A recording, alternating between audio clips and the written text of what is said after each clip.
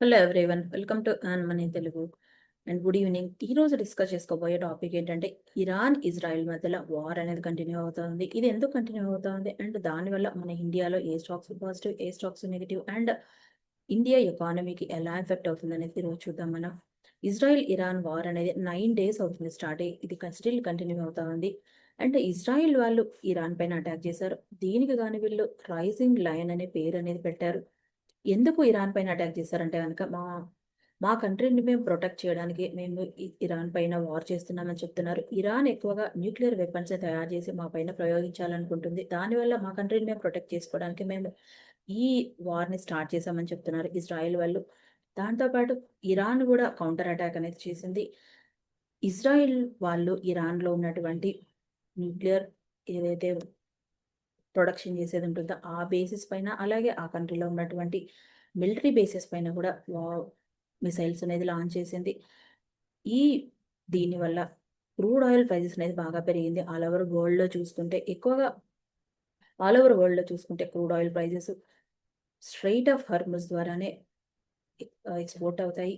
ఒకవేళ Iran Israel war continue అయ్యి Iran వాళ్ళు చెప్తున్నది ఏంటంటే మేము ఈ స్ట్రైట్ ఆఫ్ హర్ముజ్ని బ్లాక్ చేయాలి అనుకుంటున్నామని చెప్తున్నారు. ఒకవేళ ఈ స్ట్రైట్ ఆఫ్ హార్మోన్స్ని బ్లాక్ చేస్తే కనుక ఆల్ ఓవర్ వరల్డ్లో క్రూడ్ ఆయిల్ ప్రైస్ అనేది బాగా పెరిగిపోతాయి. దానివల్ల ఆల్ ఓవర్ గ్లోబల్గా ఉన్న కంట్రీస్లో ఈ ఎకానమీస్ కూడా బాగా ఎఫెక్ట్ అవుతాయి, ప్రైజెస్ కూడా పెరగచ్చు. అండ్ ఈ స్ట్రైట్ ఆఫ్ హార్మోన్స్ ఏంటంటే 33 కిలోమీటర్ వైడ్ రేంజ్లో ఉంది. పర్షియన్ గల్ఫ్కి అలాగే ఇరాన్కి మధ్యలో ఉంది ఈ స్ట్రైట్ ఆఫ్ హార్మోన్స్ అనేది.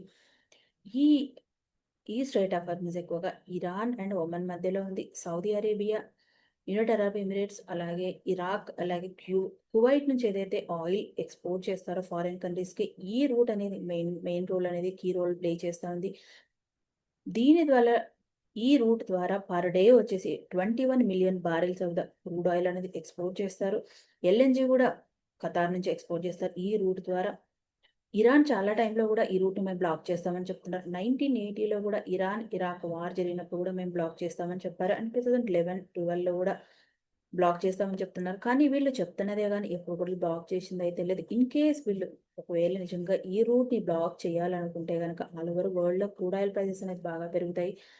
ఇరాన్ మెయిన్గా డిపెండెన్సీ అయింది వాళ్ళ ఎకానమీలో క్రూడ్ ఆయిల్ ఎక్స్ప్లోరేషన్ మీదనే డిపెండ్ అయింది. కాబట్టి ఇన్ కేస్ ఇరాన్ వాళ్ళు ఈ రూట్ని బ్లాక్ చేస్తే వాళ్ళ కంట్రీ నుంచి ఎక్స్పోర్ట్ అయ్యే క్రూడ్ ఆయిల్ ఏదైతే ఉందో అది తగ్గిపోతుంది. దానివల్ల వాళ్ళ కంట్రీలో ఎకానమీ కూడా ఎకానమీ కూడా ఎఫెక్ట్ అవుతుంది. అండ్ వాళ్ళ వాళ్ళ దగ్గర ఉన్నది ఓన్లీ క్రూడ్ ఆయిలే కాబట్టి వేరే ఎకానమీ కూడా ఎఫెక్ట్ అవుతుంది. వాళ్ళు ఇరాన్ కనుక ఈ స్ట్రైట్ ఆఫ్ హార్మూజ్ని బ్లాక్ చేస్తే ఇరాన్లో ఉన్నటువంటి ఆయిల్ ఎక్స్ప్లోరేషన్ చేసే కంపెనీస్ ఏవైతే ఉంటాయో అవి ఎఫెక్ట్ అవుతాయి. దానివల్ల ఇరాన్లో ఉన్నటువంటి టోటల్ ఎంటైర్ కంట్రీ ఎకానమీ కూడా ఎఫెక్ట్ అవ్వచ్చు. వాళ్ళ దగ్గర మెయిన్గా వాళ్ళ కంట్రీకి ఇన్కమ్ జనరేట్ చేసే సోర్స్ ఏదైతే ఉందో అది బ్లాక్ అయితే కనుక ఆ కంట్రీ ఎకానమీ అనేది బాగా ఎఫెక్ట్ అవ్వచ్చు. వాళ్ళ దగ్గర ఓన్లీ ఒక ప్రోడక్ట్ మాత్రమే ఉంది, మిగతా అన్ని కూడా వాళ్ళు వేరే కంట్రీ నుంచి ఇంపోర్ట్ చేసుకోవాల్సిందే. వాళ్ళకి మెయిన్గా ఆయిల్ కాబట్టి అదే బ్లాక్ చేస్తే వాళ్ళ ఎంటైర్ కంట్రీ ఎకానమీ మీద ఎఫెక్ట్ అనేది చూపిస్తూ ఉంది. అండ్ వీళ్ళు వాళ్ళ దగ్గర వేరే కంట్రీ నుంచి ఇంపోర్ట్ చేసుకుంటే అది కూడా కాస్ట్ అనేది బాగా పెరిగిపోతుంది. ఎందుకంటే ఈ స్ట్రైట్ ఆఫ్ హార్మూజ్ ద్వారా కూడా వాళ్ళ కంట్రీకి ఏదైతే ఇంపోర్ట్ చేసుకుంటారో అది కూడా ప్రైజెస్ అనేది బాగా పెరగవచ్చు. అండ్ మన ఇండియా విషయానికి వస్తే ఏంటంటే ఇండియా కూడా ఫర్ ఎగ్జాంపుల్ ఇరాన్ దగ్గర ఓన్లీ వాళ్ళ కంట్రీలో తినడానికి ఓన్లీ ఫ్రూట్స్ మాత్రమే ఉన్నాయనుకోండి. ఓన్లీ ఫ్రూట్స్ మీద మాత్రమే డిపెండెన్సీ అవ్వరు కదా కామన్ పీపుల్. వాళ్ళకి తినడానికి రైస్ కావాలి, వెజిటబుల్స్ కావాలి, అలాగే అన్ని ఫుడ్ ఐటమ్స్ కూడా కావాలి. ఇలా కావాలి కాబట్టి ఈ స్ట్రైట్ ఆఫ్ హార్మూజ్ని బ్లాక్ చేస్తే ఏంటంటే వాళ్ళ కంట్రీ ఎకానమీ అనేది డౌన్ అయిపోతుంది. వాళ్ళ కంట్రీకి ఇంపోర్ట్ చేసుకున్న ప్రోడక్ట్స్ పైన కూడా కాస్ట్ అనేది బాగా పెరిగిపోతుంది. దానివల్ల ఆల్ ఓవర్ గ్లోబల్గానే కాకుండా ఇరాన్ కూడా బాగా ఎఫెక్ట్ అయ్యే ఛాన్స్ ఉంది. అంటే ఆల్ ఓవర్ గ్లోబల్గా ఆయిల్ ఏదైతే ఎక్స్పోర్ట్ చేస్తారో ఈ స్ట్రైట్ ఆఫ్ హార్మూజ్ ద్వారానే 80% ఆఫ్ ఆయిల్ అనేది ఎక్స్పోర్ట్ చేస్తారు. అండ్ మన ఇండియా విషయానికి వస్తే ఎలా ఇంపాక్ట్ ఉంటుంది అంటే కనుక ఈ రోజు చూసుకుంటే ఒక బ్యారెల్ వచ్చేసి $76గా ఉంది. ఈ రోజు వాల్యూ అనేది బాగా పెరిగింది. లాస్ట్ ఒక 10 days నుంచి కూడా 12-15% అనేది పెరిగింది ఆయిల్ ప్రైసెస్. ఇండియాలో ఏ కంపెనీకి పాజిటివ్గా ఉండొచ్చు, ఏ కంపెనీకి నెగిటివ్గా ఉండొచ్చు. అండ్ మన ఎకానమీ పైన ఎలా ఎఫెక్ట్ అవుతుందో ఇప్పుడు చూద్దాం. ఈ వార్ వల్ల మన ఇండియాలో ఆయిల్ మార్కెటింగ్ కంపెనీస్ ఏవైతే ఉంటాయో, అంటే ఇంపోర్ట్ చేసుకుని ఇండియాలో మార్కెటింగ్ చేసే కంపెనీస్ ఏవైతే ఉంటాయో వాటికి నెగిటివ్ న్యూస్ అనేది చెప్పొచ్చు. దీనివల్ల ఇంపోర్ట్ చేసుకునే ప్రైస్ పెరుగుతుంది కాబట్టి ఇండియాలో కూడా హై ప్రైజెస్ అనేది సెల్ చేస్తారు. దానివల్ల వాళ్ళ రెవెన్యూ అనేది కొంచెం ఎఫెక్ట్ అవ్వచ్చు. ఆ కంపెనీస్‌లో ఏవున్నాయంటే గనుక HPCL, Hindustan petroleum corporation limited, అలాగే Bharat petroleum corporation limited and Indian oil corporation కంపెనీస్‌కి 300-400 క్రోర్ అనేది లాస్ అనేది ఉండొచ్చు. ఇండియాలో ఏదైతే ఆయిల్ ఎక్స్‌ప్లోరేషన్ చేసే కంపెనీస్ ఉంటాయో, ఆ కంపెనీస్‌కైతే పాజిటివ్ న్యూస్ అని చెప్పొచ్చు. వాటిల్లో ఓఎన్‌జీసీ గాని, అంటే ఆయిల్ ఇండియా కంపెనీస్‌కి అనేది బాగా ప్రాఫిట్ అని చెప్పొచ్చు. పర్ బ్యారెల్‌కొచ్చేసి $1 పెరిగినా గూడా దానివల్ల ప్రైస్ అనేది బాగా ఇంక్రీజ్ అవుతుంది. వాళ్ళ రెవెన్యూ గూడా 300-400 క్రోర్స్ అనేది గూడా బాగా గెయిన్ అవ్వచ్చు. అండ్ ఇంకొక విషయం ఏంటంటే, ఈ ఆయిల్ ప్రైజెస్ పెరగడం వల్ల ఏ స్టాక్స్ అఫెక్ట్ అయితాయి మన ఇండియాలో చూసుకుంటే, ఏవియేషన్ స్టాక్స్ బాగా అఫెక్ట్ అయ్యే ఛాన్స్ ఉంది. ఏవియేషన్ అంటే ఎయిర్ ఇండియా గాని, ఇండిగో గాని, స్పైస్ జెట్ గాని ఈ కంపెనీ స్టాక్స్ బాగా అఫెక్ట్ అవ్వచ్చు. అండ్ పెయింట్ కంపెనీస్ చూసుకుంటే, పెయింట్ కంపెనీస్‌కి వాళ్ళ యూజ్ చేసే రా మెటీరియల్‌లో 50% ఈ క్రూడ్‌నే వాడతారు కాబట్టి, పెయింట్ కంపెనీస్ బాగా ఎఫెక్ట్ అయ్యే ఛాన్స్ ఉంది. లైక్ ఏషియన్ పెయింట్స్ గానీ, ఇండిగో పెయింట్స్ గానీ, ఈ కంపెనీ స్టాక్స్ బాగా ఎఫెక్ట్ అవ్వచ్చు. అండ్ టైర్ స్టాక్స్ కంపెనీస్ కూడా బాగా ఎఫెక్ట్ అయ్యే ఛాన్స్ ఉంది. ఎంఆర్ఎఫ్ గానీ, అపోలో టైర్స్ గానీ, ఈ కంపెనీ స్టాక్స్ కూడా బాగా ఎఫెక్ట్ అవ్వచ్చు.